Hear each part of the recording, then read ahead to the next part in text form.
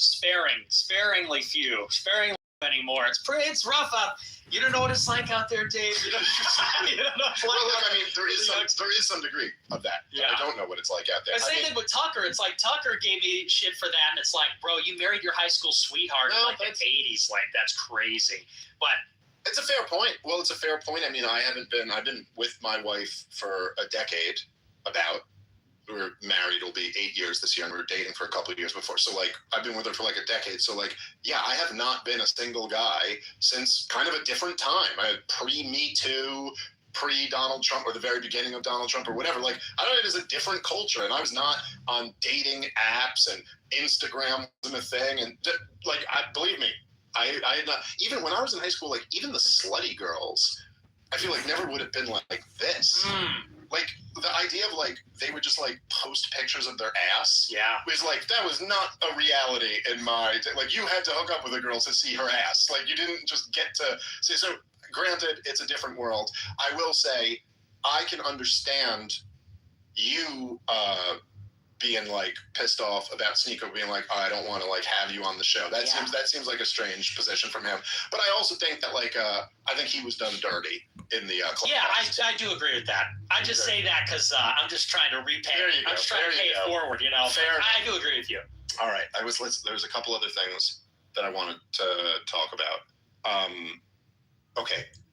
Venezuela. I think we really disagreed on this one. Yeah. So I was curious about that because I was surprised. Now I don't know exactly what your take was. I was like kind of told by people that you were for the war in Venezuela, and I was kind of surprised by that. So what is your position on that? I'm all for it. I believe in the Monroe Doctrine. I believe in hemispheric defense, and I think it's legitimate. I think it was a low cost, low casualty, brief intervention that in the end is a huge strategic victory for a few reasons, which is we're going to be able to go in there, increase their oil output, and then take the oil.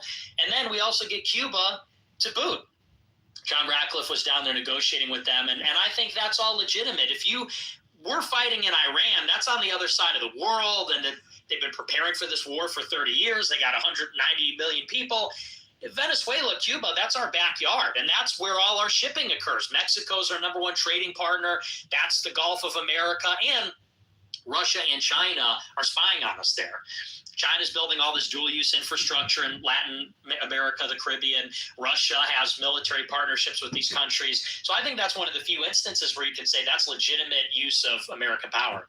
What is the connection to the Monroe Doctrine exactly? Because I see a lot of people invoking, Donald Trump kept invoking it, but I don't really see how it's even consistent with the Monroe Doctrine. I mean, number one, there were two parts to the Monroe Doctrine. Everyone seems to forget the second. And the second part was that then we won't interfere over there. So we're certainly not following that part. Right. But the Monroe Doctrine essentially said that there can't be any more European colonies here, that you can't colonize any more of our hemisphere. There were already European colonies at the time, but there were like no more.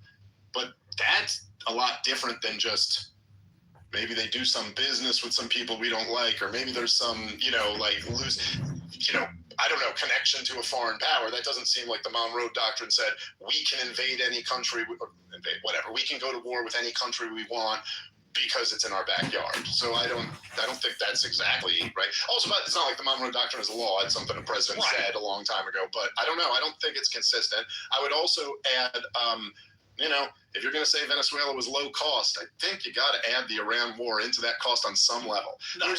I think there's no question that the Venezuela strike being such a success is a big part of why Donald Trump was primed to be convinced that he could have another big success in Iran. And I think coming off that big success, it did seem to really encourage, I'm not trying to remove it from anyone else, but it did seem to encourage him that, like, yeah, you can do this. You can be great. You can be tremendous and awesome with the military. I don't know. I guess when we said earlier, when we were talking about the war in Iran, and I said, like, look, part of it's a moral issue for me. Just like, you can't be murdering people like this. How is it? And I don't like to be the guy. I'm not a Christian. I don't like when non-Christians, like, try to lecture Christians about Christianity or something. So I'm not, like, lecturing. But I guess I don't see, like, how is it consistent with Christianity to almost, like, if you have a view, let's say, look, some people died in the war in Venezuela. Well, or Cuban bodyguards or something. I don't know. Not that many people died, but some people died. if it is like, let's say something's in our hemisphere, it's good for us. We could go kill them and take their shit, and then we'll have their shit. You get like how is that consistent with Christianity? Yeah, well, can we get into the Monroe Doctrine stuff as well? Sure, whatever you want. Yeah. So, as far as the Monroe Doctrine is concerned, if you look at it, it has evolved over time. And it seems that it has evolved as America's become more powerful. When it was promulgated originally, we really had no Navy, and so no ability to enforce it. And there was a corollary added to it in the late 19th century when we became the preeminent superpower in the Western Hemisphere that basically said, we are the sovereign of the Western Hemisphere.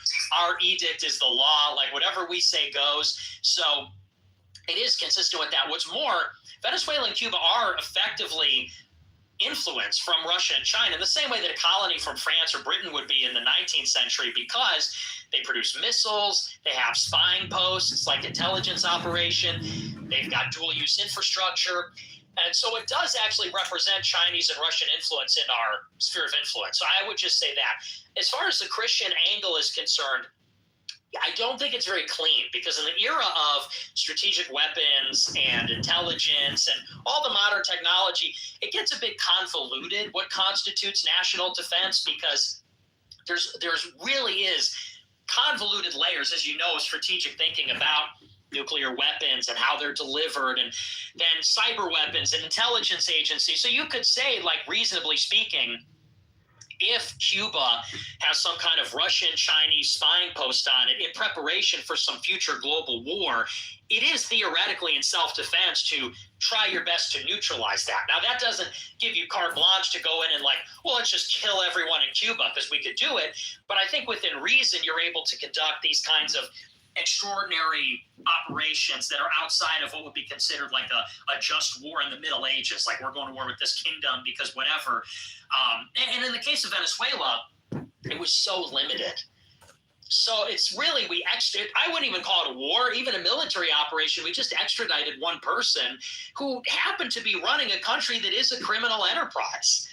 Venezuela is a socialist dictatorship, and arguably they are like a criminal regime. Socialism's against the Catholic Church. But what makes it criminal, from my perspective?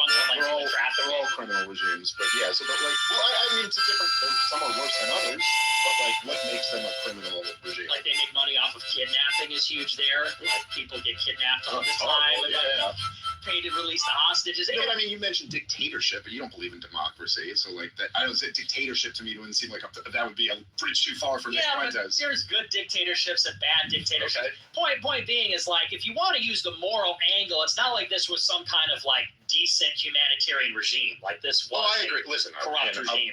I'm the libertarian, so you've got me convinced. I am no fan of the Maduro regime or the Chavez regime or anything like that.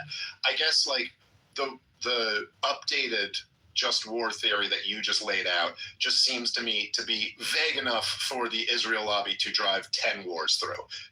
There's they're in connection with another country. They could. I mean, the nuclear issue is not an issue with Venezuela or Cuba. Mm-hmm. I mean, to me, I think Donald Trump has celebrated how wonderful this is, claimed it was a regime change, claimed we're in control of the oil now.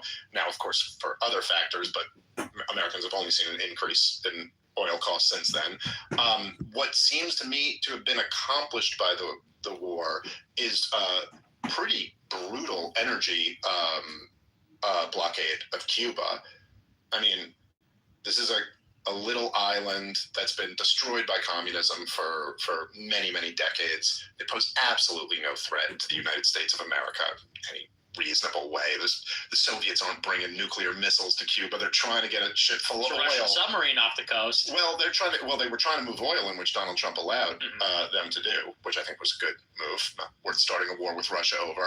But I think that these are your people who came up with the just war theory, right? These are all Catholics. Yeah. I think, if I'm not mistaken, I think it was all Catholics who came up with this.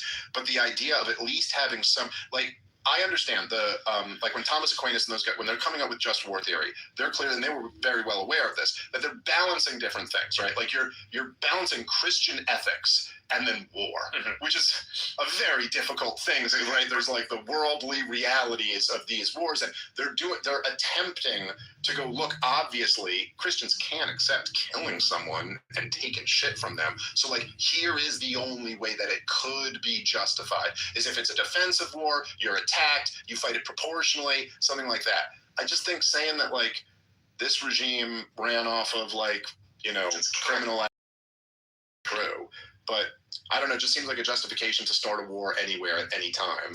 And I do worry about that, because that's, those justifications are almost always used in very bad ways. I would just say that, again, it just gets to be a bit convoluted because the nature of warfare has changed because of strategic weapons. Like when I say nuclear weapons, I mean Russia and China are nuclear armed, and that means that we're kind of engaged with them in every way at all times.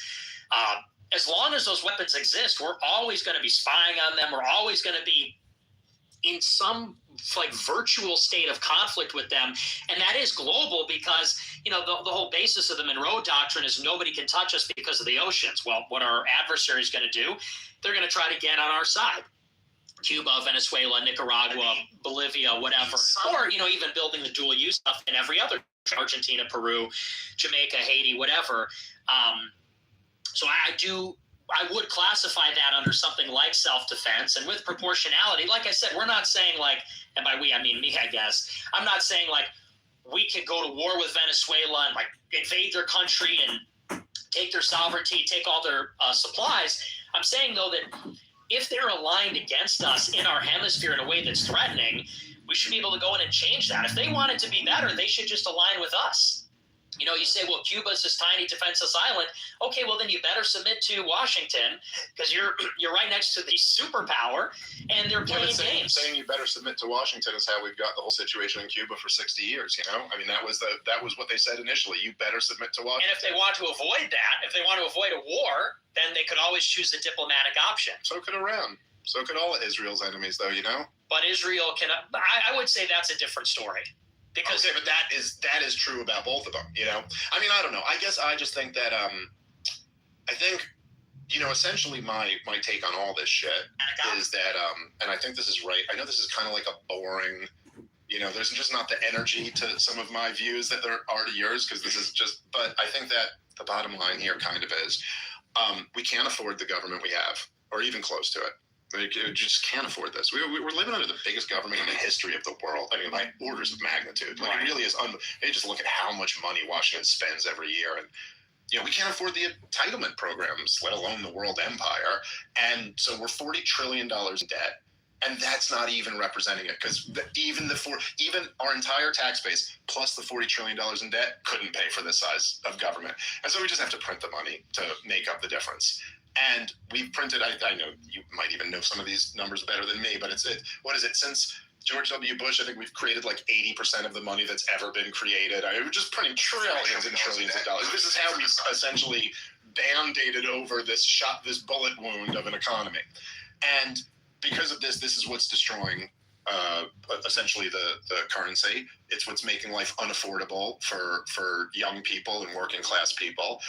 And if you're going to continue to debase your currency, you're going to continue to see life like this, where it really does destroy any hope at having a conservative country. I don't mean just conservative like in decent values. If young people can't afford to start families. And all this stuff about like kind of looking for another war and another war when they're, even as you describe it, this isn't a war of necessity that you're describing. You're describing a war of choice. Like, maybe things would be better if we fought this. I just think it's really bad policy to allow our government to always be in search, as John Quincy Adams would say, of another monster to destroy. These people do not. And I think this is one of the fundamental problems with government in general, and it's one of the problems with the Trump administration and all of this, is that these people, as you said at the beginning, they are not on our team. They're not working based on our incentives. They're working based on their incentives. And if you give them that type of power, I mean, to just kind of say, anywhere anyone's interfering that maybe could be strategically bad for us, we can go fight a war there. I mean, man, the military-industrial complex is going to be like, okay, we got some thoughts. I'm saying that from a moral point of view. From a moral point of view, as long as, because I think the case could be made, like, for example, in the Cuban Missile Crisis. I mean, would you say something like, well, Cuba's a sovereign state, they're allied with Russia, so they're putting nuclear missiles to defend themselves? You would say, no, that threatened us, it's too close.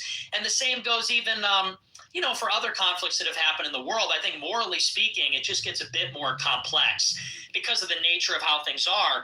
And I would take it a step further and say, when it comes to this being a war of choice, if you actually look at the strategic situation, we've been losing the Western Hemisphere for 15 years. China's become the number one trading partner of basically all of Central and South America and the Caribbean. Yeah. And what this does is it allows them then to go in and build all this infrastructure. And that's part of a very concerted play. Like, they are trying to increase their influence. They're building this stuff, and they're building this stuff in anticipation that they're going to put their Navy there. They have 400 times the shipbuilding capacity as us. They're building deep water ports everywhere, eventually to put their ships. And, like, for example, there's a new technology. They put a missile launch system in a container, like a shipping container, so they could get their biggest container ships, load them up with shipping containers that may or may not contain all missiles, or like in Operation Spiderweb last year in Ukraine, they could contain all these drones. So if there's a future conflict, let's say in Taiwan, do you want Venezuela and Cuba to have Chinese spying posts? And do you want a Chinese deep water port in Peru? And they've got all their shipping there, and it's simultaneously surveilling us, but also loaded up with weapons. That obviously puts us in a big disadvantage. So, it's like that other expression, if you want peace, prepare for war. Yeah. So how do we check China? I don't think it's a war of choice. I think this is we're kind of getting our act together because we let it go in the Western Hemisphere. Taiwan's going to have to submit, I think. To China? Yeah. By the way, I say it kind of tongue-in-cheek, but I actually agree with you on that one. I think that, so you brought up the Cuban Missile Crisis as a good example, and I would certainly agree with you that, no, that is something that is totally reasonable to go, like, no, we can't. I understand you haven't bombed us yet, but I can't be expected to sit here with a knife at my throat and go on with life as normal. This is intolerable. But of course, the solution to that, as you well know, was for Jack Kennedy to get on the phone, and it was not solved by invading Cuba. In fact, when he invaded Cuba, it was an unmitigated disaster. But this was solved by getting on the phone and making a deal and saying, listen, we can't live with this. So you got to move these back. And in exchange for that, we will pull what was it from Turkey? I think we moved our nukes back. Just seems to me like with all these problems, that would be a way better way to solve them. And of course, the U.S. does have tremendous leverage if it were willing or able to use it. Now, this is one of the interesting dynamics with our government, is that it's this giant organization, but it's not exactly like the guy at the top just runs the whole organization. There's many factions within it. And if the guy at the top is going with the wind, he's very powerful. But if he's going against the wind, like, in other words, if the president of the United States of America is the most powerful position in the world, in some respects, if Donald Trump wants to start a war, he can start a war anywhere he wants to. There's really no more congressional, authorization or even war powers or anything. And honestly, like, does anyone believe, even if they did, if this War Powers Act had passed and Donald Trump just went, suck my dick, does anyone think like anything would have changed? So if he's starting wars, he's very powerful. Now, if he wanted to destroy the military-industrial complex, he basically has as much power as me or you. So like, if you're going with the grain, you're very powerful, but going against it, you're not. But like, for example, if you wanted to end, say, like the war in Ukraine, a little bit tougher now. At the beginning, maybe but we have enormous cards we could play. We could say, hey, look, we'll leave NATO. The U.S. will leave NATO. It'll be just a European alliance. You can come in and we'll leave, but you all work out. Like, you could get Putin to stop, but you'd have to give him something, And even as you say this, I don't disagree with like some of the potential issues that you're talking about, and it is a very new world. And look, even as we're watching in Iran, I've been at this for 20 years now, and drones in war were just not a thing. Like, that just wasn't a thing. It was a brand new thing when we had them. Now all of a sudden, this is a new reality. It totally changes warfare now when they can essentially close the Strait of Hormuz, if need be, just with cheap drones. But again, China's been doing over the last 20 years, while we've been fighting endless wars and spending trillions of dollars, they've been doing business with everybody. And like, perhaps then maybe that would be, if we want to get into that strategic fight, that it would be to, okay, yeah, let's do diplomacy. There's a lot of shit that the rest of the world really hates that we do. China, when Donald Trump even just went over there now, right? Like, he wants them to stop helping around in whatever logistical intelligence way they've been. And they want a whole lot of things from him. Like, we can get things, but you know what I'm saying? Like, It's just even things like big military mobilizations in Asia or something like that. They have a real problem with that. And so us arming Taiwan or stuff. So I guess my point is just that, like, we could, rather than like launching wars over this stuff, and look, the Venezuela one didn't turn into like a catastrophe, but you risk that every time you launch one of these wars. And would be much better off at just like being smart, being much more restrained. You know, saying, what was the phrase you used? In order to end a war, you gotta, or whatever. It's a peace through strength, essentially. I mean, I've been hearing peace through strength out of the Republicans since Ronald Reagan. I was too young to remember Ronald Reagan, but I know he said it.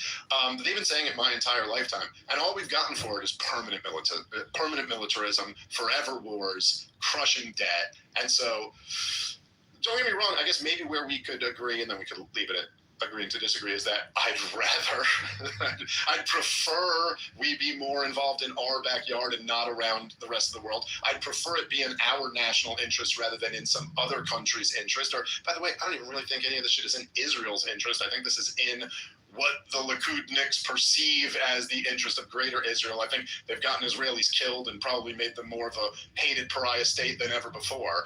But I also think in the same sense, it doesn't really seem to be the way DC works. They're not really working in the interest of the American people. I agree. I mean, I think diplomacy is preferable where possible, but sometimes it's not possible. And it sounds like a lot of this root causes, you know, it's like when you go to these Democrats, they say, well, the reason these kids are committing crime is because they don't have like after school programs. And it's like, dude, they need to go to jail. Like, cops need to beat the shit out of them and take them to jail. And with Venezuela, it's like, look, Rick Grinnell proffered a deal with them. They didn't take it. I mean, because they wanted Maduro to stay in power. And our sticking point was, you got to realign with us, and Maduro's got to go, and they wouldn't agree to it. So we had to go in and take care of them. And I agree with you, though. I'm a restrainer. I believe in restraint. You know, I think that we should be very selective in our engagements, keep them in our backyard, prefer diplomacy, but sometimes you got to kill people. Sometimes you got to do it. I wouldn't necessarily disagree with that, but also I think there's a lot going on that we don't know about there, and I think Maduro was all tied in with the CIA and a whole lot of stuff going on that we're not aware of. Okay, I'm glad you prefer diplomacy first, Nick Fuentes. I very much enjoy our diplomacy. I hope this doesn't break into a hot war again.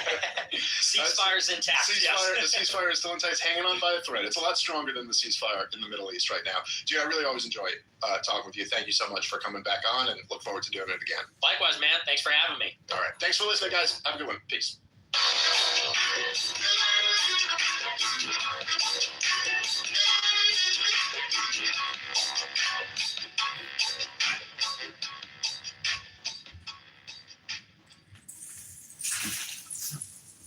Okay, that was the world famous Nick Fuentes. Whenever we catch him, we always record him because I like building a library of the enemy. Just like Dan Bilzerian, one of the highest level psychopaths I've ever seen in my life. Dan Bilzerian. Him and Nick are feuding, the Tate brothers and Sneeko. I don't even know who Sneeko is. My friend, do you know who Sneeko is? You should not know who that person is. I do not know a Sneeko. It's bad. It would be bad if you knew who that was. I also didn't know who Chud, the architect, is. Do you know Olivia, the Palestinian? Yes, Habibti, I do know Olivia. I see her on a TikTok. She has her scarf on and she is drinking water and getting her lips wet. She's so pretty.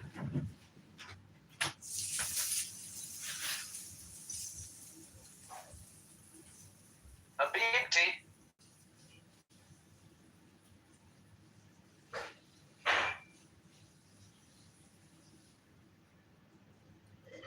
you know who Weeby is? So I've been reading Ayn Rand all morning. I'm back into reading books. I was in a room earlier. I said I'm reading books for a nonprofit to help veterans that suffer from PTSD, and immediately it was claimed that I am committing stolen valor by Regal. And I said, well, I like to accuse people of being redundant on this app and repeating their personality over and over again. And then he said, you're doing exactly what you're accusing people of doing. And I said, I know, but I just wanted to get that out of the way. And then I was told that you're unbelievable. You are unbelievable. So anyways, I was reading Ayn Rand, and it was very good. Reading books is great. And I keep encouraging my friend here to call me, to text me and say, here's a link. I got a book room set up. I'm going to read for 3 to 10 minutes. And if you want to read, you can read. But I'm going to prove to you that I'm actually reading and putting it on YouTube and using my new phone and creating valuable content for my audience who want to purchase my wicker baskets or maybe come to a wicker basket workshop at the Renaissance Fair.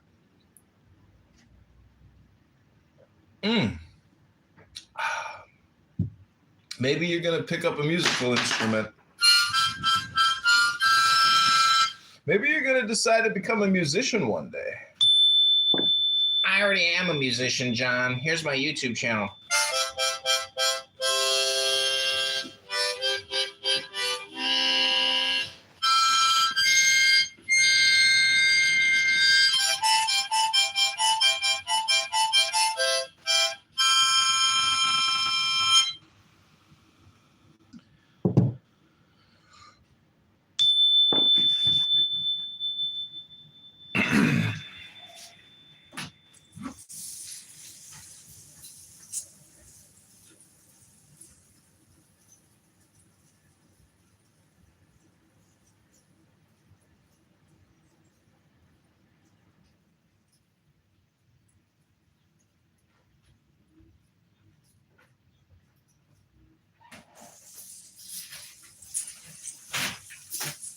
Trying to figure out a good way to cool my room here.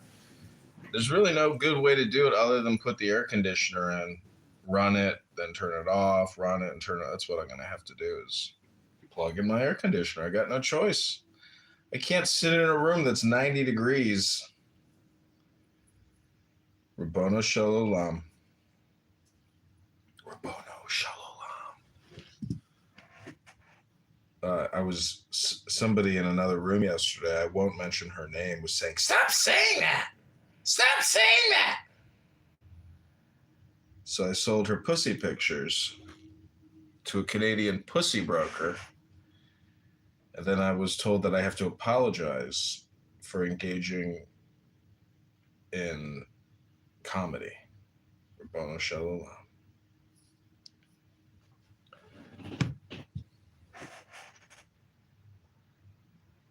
How many times a day do you think Danny says conspiracy theory or, psyop on this app? I mean, I could just imagine her going to a psychiatrist and being like, I'm in a psyop. And they're like, what are you talking about? She's like, you don't know I'm in a psyop. They're like, could you shut up? She's like, no, you're part of the psyop.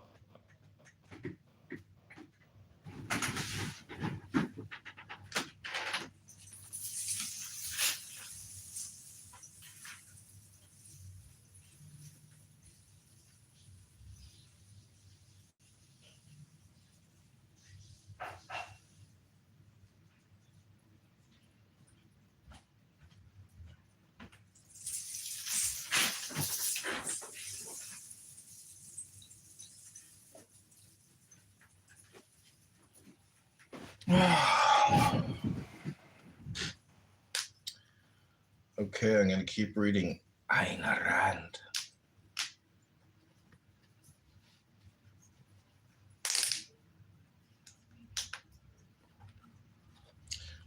Welcome to the John Kitover Book Club. What are you doing with your time these days, John? Oh, well, I read books with veterans that suffer from PTSD. That's great, John. Oh my God, I love that for you. Thank you for loving that for me. We're now going to do what I'm talking about. I think it's kind of funny how Ayn Rand always refers to her novels as saying, as previously discussed. She just refers to a whole book. Okay, so this is page 50, The Virtue of Selfishness.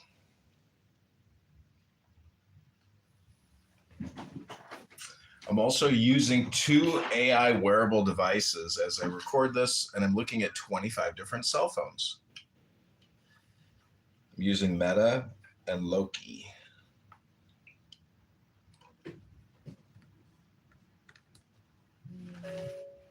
Page 50.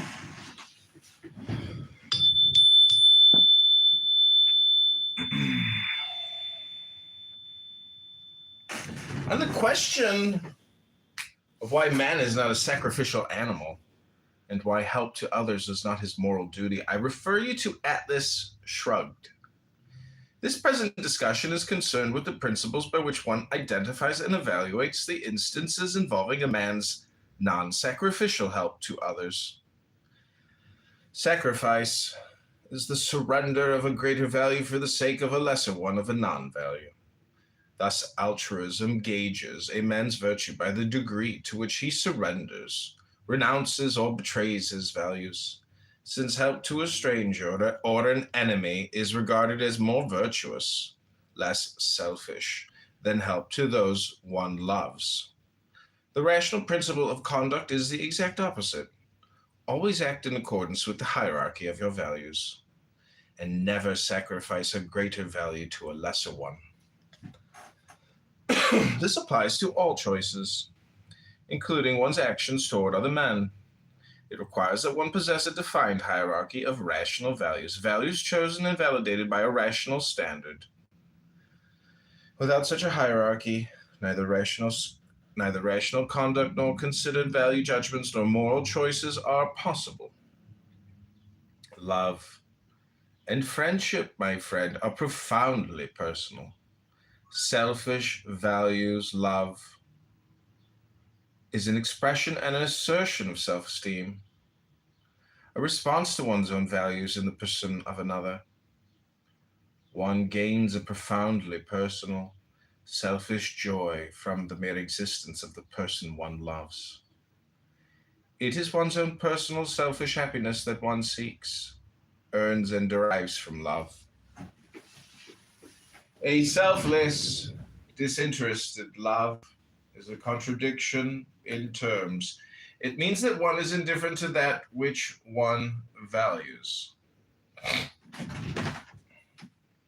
Concern for the welfare of those one loves is a rational part of one's self-interests. If a man who is passionately in love with his wife spends a fortune to cure her of a dangerous illness, it would be absurd to claim that he does it for a sacrifice for her sake, not his own, and that it makes no difference to him, personally, selfishly, whether she lives or dies.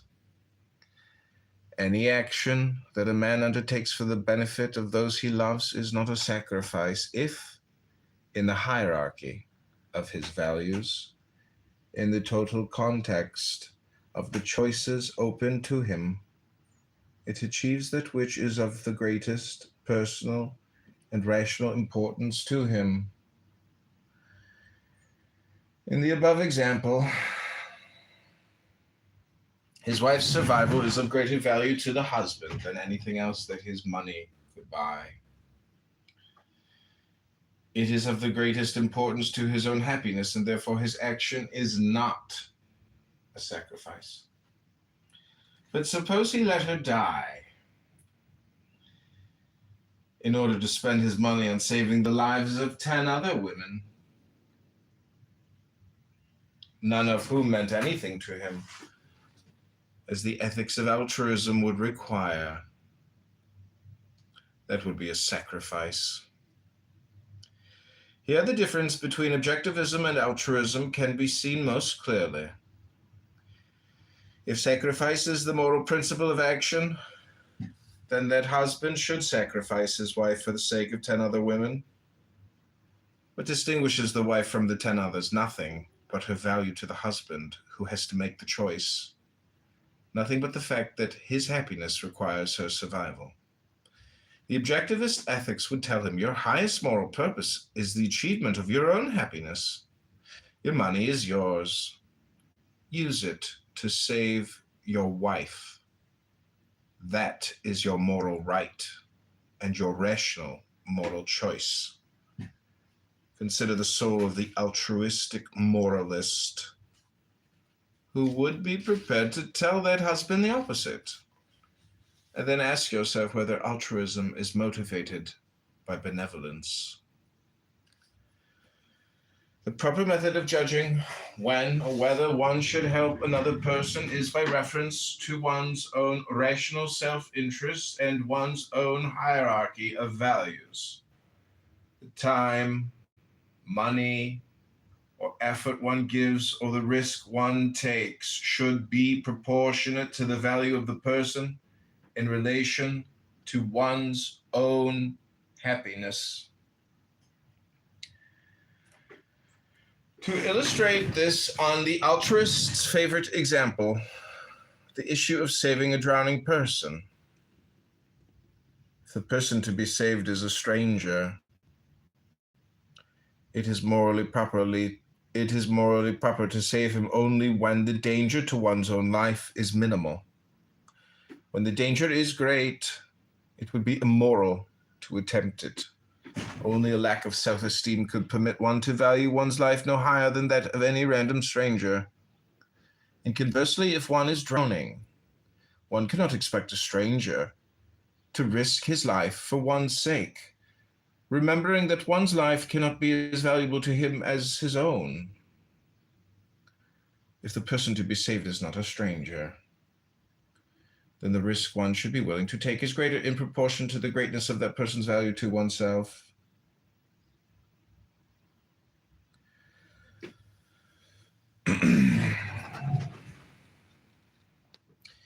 If it is the man or woman one loves, then one can be willing to give one's own life to save him or her, for the selfish reason that life without the loved person could be unbearable.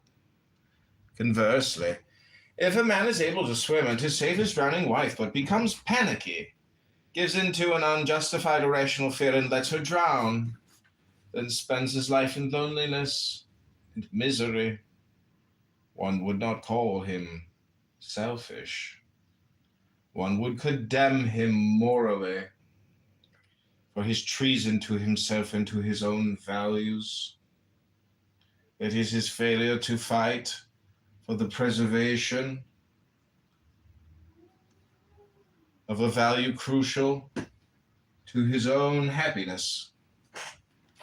Remember that values are that which one acts to gain and or keep, and that one's own happiness has to be achieved by one's own effort, since one's own happiness is the moral purpose of one's life.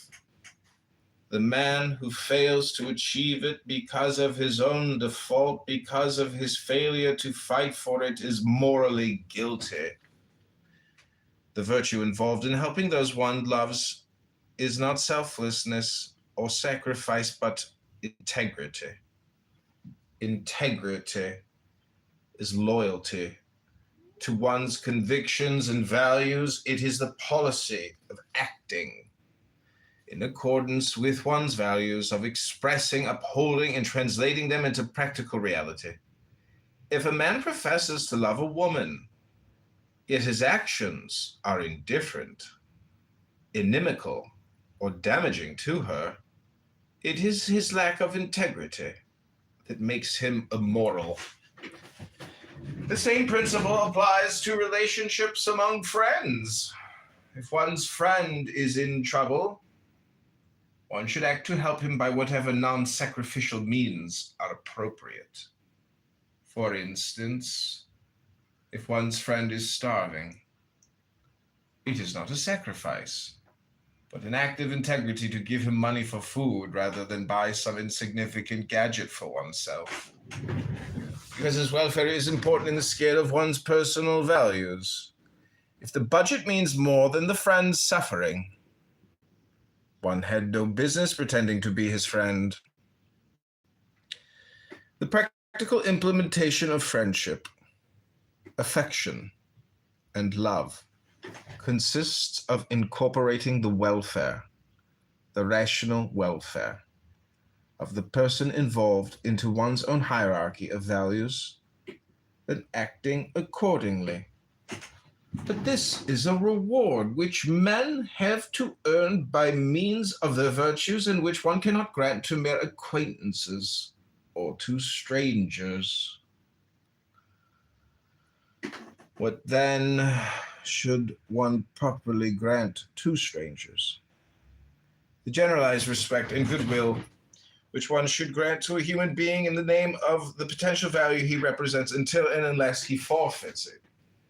A rational man does not forget that life is the source of all values, and is such a common bond among living beings as against inanimate matter, that other men are potentially able to achieve the same virtues as his own, and thus be of enormous value to him.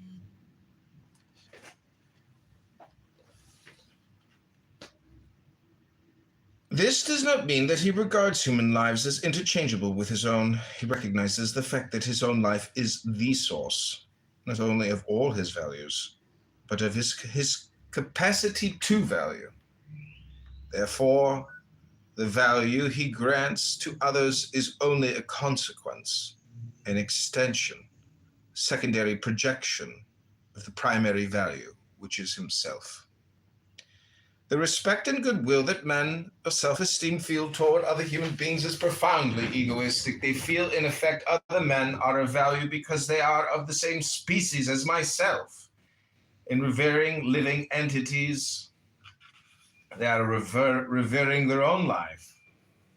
This is the psychological base of any emotion of sympathy and any feeling of species solidarity. Since men are born tabula rasa, both cognitively and morally, a rational man regards strangers as innocent until proved guilty, and grants them that initial goodwill in the name of their human potential. After that, he judges them according to the moral character they have actualized. If he finds them guilty of major evils, his goodwill is replaced by contempt and moral condemnation. If one values human life, one cannot value its destroyers. If he finds them to be virtuous, he grants them personal, individual value and appreciation in proportion to their virtues. It is on the ground of that generalized goodwill and respect for the value of human life that one helps strangers in an emergency, and only in an emergency. It is important to differentiate between the rules of conduct in an emergency situation and the rules of conduct in the normal conditions of human existence. This does not mean a double standard of morality. The standard and the basic principles remain the same, but their application to either case requires precise definitions. An emergency is an unchosen, unexpected event, limited in time, that creates conditions under which human survival is impossible, such as a flood, an earthquake, a fire, shipwreck. In an emergency situation, men's primary goal is to combat the disaster, escape the danger, and restore normal conditions, to reach dry land, to put out the fire, etc. By normal conditions, I mean metaphysically normal, normal in the nature of things, and appropriate to human existence. Men can live on land, but not in water or in a raging fire.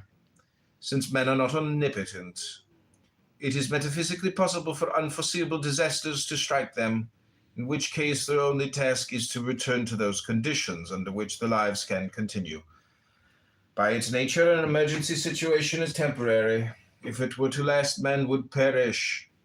It is only in emergency situations that one should volunteer to help strangers, if it is in one's power.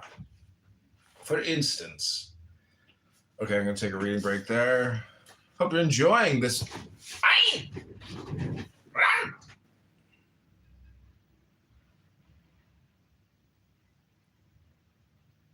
This is mayoral candidate John So Kitover. we shouldn't help each other. Only in Shouldn't help a nigga. only in an emergency situation. Sorry. Only in an emergency. Well, you use the soft H there. You get better. One day at a time. Hard R to soft H, all the way to just N-word. Then from N-word, you can just get back to books and call yourself a human being again. Because it's all projection. You know, you are the N-word you project. It is your insecurity. Or it is your, I mean, didn't we just read about that? That it's like a secondary projection. Rabboni Shalom. Okay, we're on page 55. It's too hot in here to continue reading. I am going to open up a window. Ugh.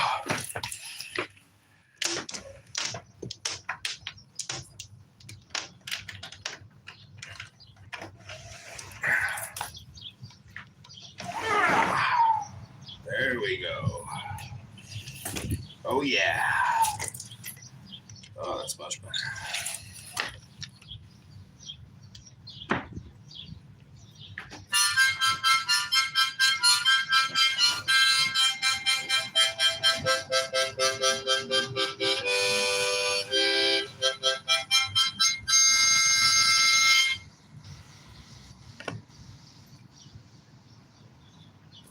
So I don't know if you know about Dan Bilzerian, but he is one of the most horribly obnoxious people maybe to have ever lived. And, you know, I was looking at his X account months ago before he even announced his congressional run. And it was shocking, like beyond shocking. And can't believe some of the things he writes is even permissible under law. That like Department of Justice can't go to Elon Musk and X and say, hey, unfortunately, you know, you may not want to suspend this user or limit his freedom of speech, but based on these past posts, is it legal to say these things and be in possession of a massive arsenal of weapons? Because he has one of the largest caches of weapons, and he's sitting there asking Nick Fuentes about, you know, A-wording or K-wording Ben Shapiro and Dr. Netanyahu. Anyways, he's a very dangerous, you Is that know. what he said? Yeah. And it's so funny because Nick Fuentes is like roasting him for being low IQ. And he like invites people to his house and makes them like leave their cell phone in a room and then go to like a private room. And they were just like, he is so weird, so low IQ. And it's true. I mean, you just heard me read a book. I just did what like 0.0001% of the population actually does, which is read a book. So I can prove that I'm in the top 1% because I can actually point you towards a YouTube channel of me proving that I've read a book just recently, when 99.99% of the population has not read a book recently. They're just consuming media.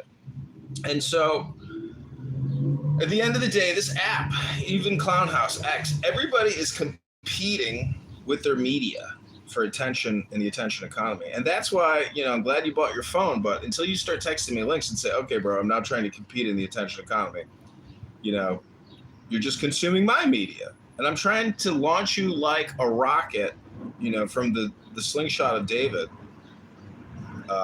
you know, and send you into the stratosphere. And the only way to do it is through your cell phone, my friend. It's the only way. No other way. Your cell phone is David's slingshot. You can take out Goliath with that cell phone. You just got to start clicking those buttons. Click, click, click, click, click, click, click, click, click, click, click, click, click, click, click, click, click. Until you've done it 1,000 times, then 10,000 times, 100,000 times, Rabbono Shalom.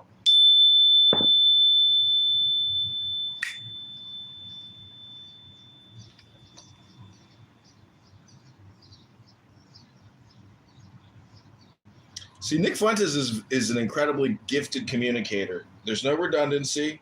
It's crystal clear. And then he hits you with a zinger. Like, did you hear what he said? Where he's like, the problem isn't that these students don't have the correct resources. We're spending more money than ever on education. The problem is the police need to beat the shit out of them and put them in jail. I was like, whoa. He just hit him with a zinger. I thought it was kind of funny. All right, I'll give you the trenches of Clown House. Whack 100. That's a solid nigga there right there. You don't get no solid. Right in between Lil Haiti. Because we could easily have somebody come verify if there's not. I didn't say I lived on Brookdale. I said that was around the corner. I'm over here trying to act gangster and rep goods and stuff like that. We're not doing that to Sunshine. She's I'm gonna playing bring with some sunshine to the room. I know you are. You think she gonna fall for my bullshit? What my Bay Area people at? The what? Anybody from the Bay in here? What Bumpy? What Bumpy in Alaska? Bumpy not from the What's up, Bay. Steve? Bumpy Johnson. They know Bumpy Johnson. Do you know King Kunta Kinte out of Detroit? Who opened up King Kunta Kinte deep fried chicken? Do you know Earl's Chicken out of Detroit?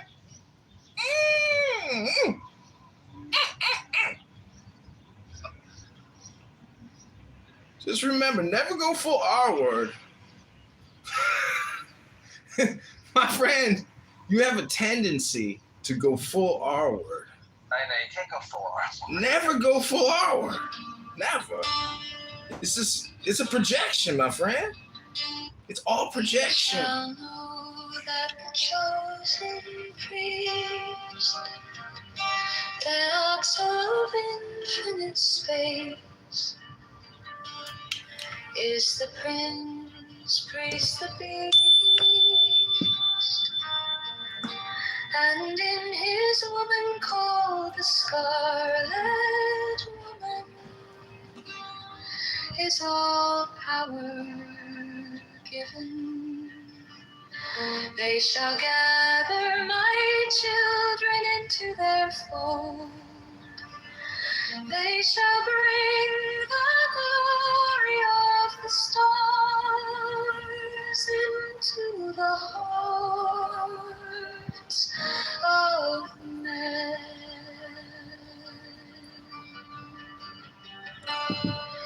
16, for he is ever a sun and she a moon. But to him is the winged secret flame, and to her the stooping starlight. But we are not so chosen. 18 burn upon their brows, O splendorous serpent. 19, oh azure-lidded woman, bend upon them. 20, the key of the rituals is in the secret word which I have given unto him.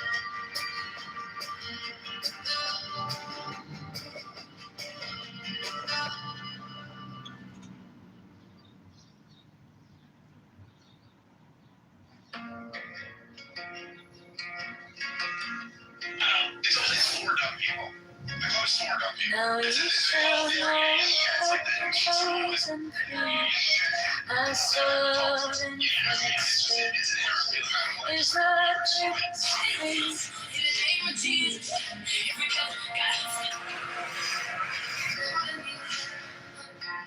And in his woman, called the Scarlet Woman, is all power given. They shall gather my children into their fold. What strange superpowers appeared? They shall bring the glory of the stars into the hearts of men.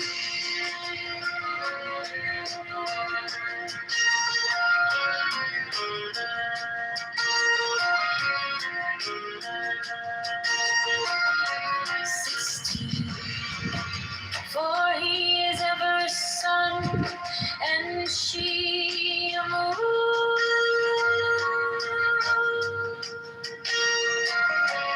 But to him is the winged secret flame, and to her the stooping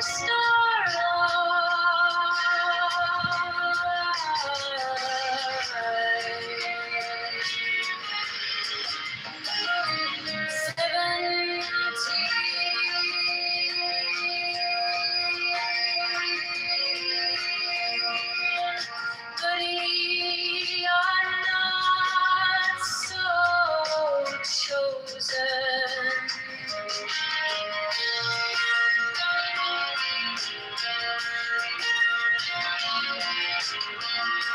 18 burn upon their brows of splendor certain.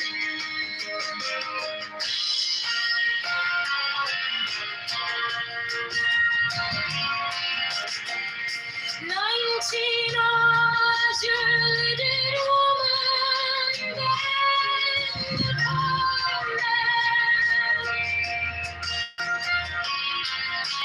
20, the key of the rituals is in the secret word which I have given unto them.